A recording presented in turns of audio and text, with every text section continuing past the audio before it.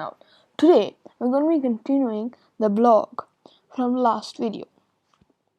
Though their primary targets were Japanese shipping barrages, which proved difficult to sink by submarine due to their low draught hull design, the PT boats regularly took on much more heavily armored opponents, even battleships.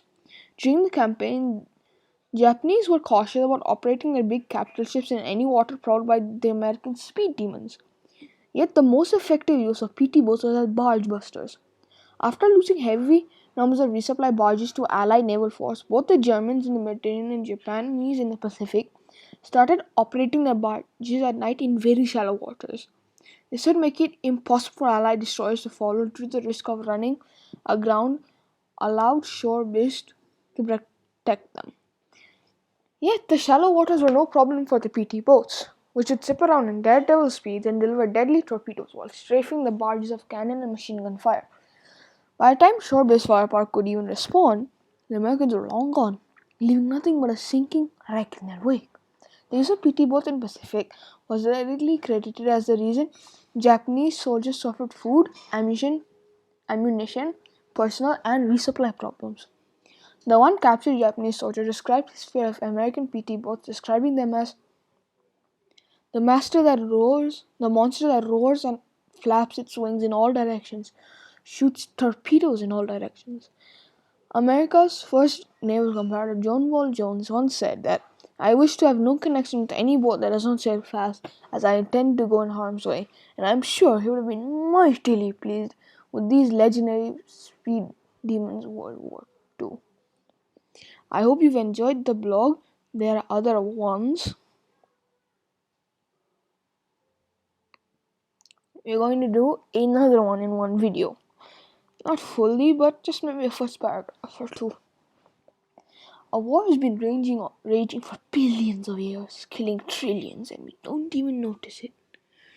This war is fought by the singlest, deadliest entity on this planet, the bacteriophage, or phage for sure. A phage is a virus, not quite alive, not quite dead, that look like someone made them up. Their head is an icosahedron, a sort of a dice with 20 faces and 30 edges. It contains genetic material of the virus. It often sits on a long tail and fiber-like legs. There are more phages on Earth than every organism combined, even bacteria. Which is surprising because there's a lot of bacteria in the world.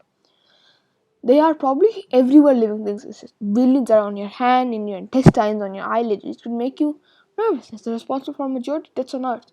We are lucky. They do commit genocide for breakfast, but they only kill bacteria.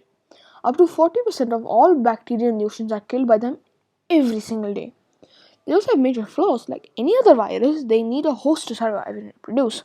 They're not much more than genetic material in a hull. They usually specialize, in certain bacteria. Usually a phage has chosen one specific bacteria and maybe some of its very, very close relatives. These are its prey. Imagine a phage like a cruise missile from a destroyer.